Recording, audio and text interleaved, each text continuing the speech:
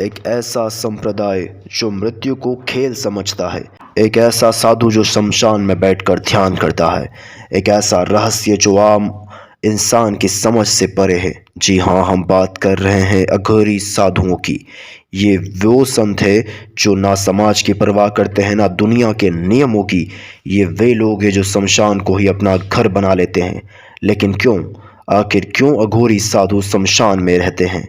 क्या सच में वे तंत्र मंत्र और कालू जादू की साधना करते हैं? और सबसे बड़ा सवाल, महाकुंभ में इनकी क्या भूमिका होती है? आज हम आपको लेकर चलेंगे एक ऐसे रहस्य के सफर पर जिसे जानकर आप हैरान रह जाएंगे।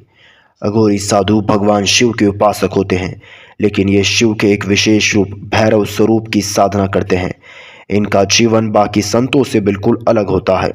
ये शमशान में रहते हैं क्योंकि इनका मानना है कि मृत्यु ही जीवन का अंतिम रहस्य है।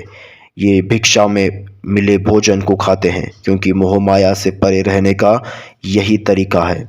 ये मृत्यु को जीतने की साधना करते हैं ताकि वे परम सत्य को प्राप्त कर सकें। अघोरी कोई साधारण संत नहीं होते, ये परम तपस्वी होते हैं जो संसार की सीमाओं से परे जा चुके होते हैं।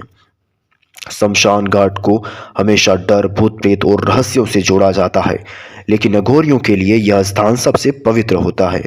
हम सभी मृत्यु से डरते हैं, लेकिन अघोरी मृत्यु को ही गुरु मानते हैं। वे शमशान में रहते हैं ताकि हर पल उन्हें याद रहे कि शरीर नश्वर है, आत्मा ही सत्य है। शमशान में कोई राजमहल नहीं, कोई ऐश्वर्य नहीं, कोई सुख सुविधा नहीं, सिर्फ राख और हड्डियां हैं। यहाँ रहकर अघोरी संसार के हर बंधन को तोड़ देते हैं। कहा जाता है कि अघोरी शमशान में रहकर तंत्र मंत्र की सिद्धियां प्राप्त कर सकते हैं। वे ध्यान, योग और मंत्रों से अपने मन और आत्मा को शक्तिशाली बनाते हैं। भगवान शिव को शमशानवासी कहा जाता है। अघोरी उन्हीं की भक्त होते हैं और उनके मार्ग पर चलते हैं, इसीलिए वे भी शमशान में रहकर ध्यान और साधना करते हैं। हर 12 साल में एक बार महाकुंभ लगता है, जहां करोड़ों श्रद्धालु गंगा स्नान करने आते हैं। लेकिन इस मेले में सबसे ज़्यादा ध्यान खींचते हैं अघोरी बाबा। महाकुंभ में पहले जनक अघोरी नागा साधु। जब महाकुंभ शुरू होता है तो सबसे पहले नागा साधु और अघोरी बाबा गंगा में डुबकी लगाते हैं। इसे शाही स्नान कहा जाता है। कहा जाता है कि महाकुंभ के दौरान अघोरी बाबा भविष्यवाणी करते हैं। उनके पास सिद्धियां होती है जिससे वे बता सकते हैं कि आने वाला समय कैसा होगा। अघोरी बाबा महाकुंभ में साधना करते हैं और अपने शिष्यों को तंत्र और योग की शिक्षा देते हैं।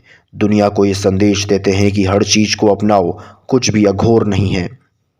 जी हाँ, अघोरी शमशान में पड़ी हड्डियां और खोपड़ियों और अपनी साधना में प्रयोग करते हैं। उनका मानना है कि यह मृत्यु के प्रति भय को खत्म करने का एक तरीका है। यह पूरी तरह से सच नहीं है। अघोरी तंत्र मंत्र की साधना करते हैं, लेकिन उनका मुख्य उद्देश्य आत्मा की शक्ति को जागृत करना होता है, न कि किसी को नुकसान पहुंचाना। अब बात करते हैं, क्या अघोरी सच में अमर होते हैं? ऐसा माना जाता है कि कुछ अघोरी इतने शक्तिशाली हो जाते हैं कि वे मृत्यु को भी जीत सकते हैं। अघोरी साधु कोई साधारण तपस्वी नहीं होते।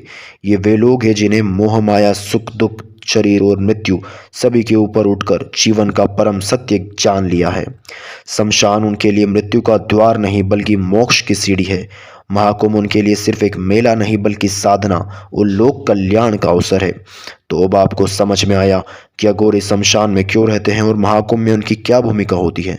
अगर आपको यह वीडियो में कुछ नया सिखाया तो इसे शेयर करें और अपने बताएं कि अगले वीडियो में कौन सा रहस्य जानना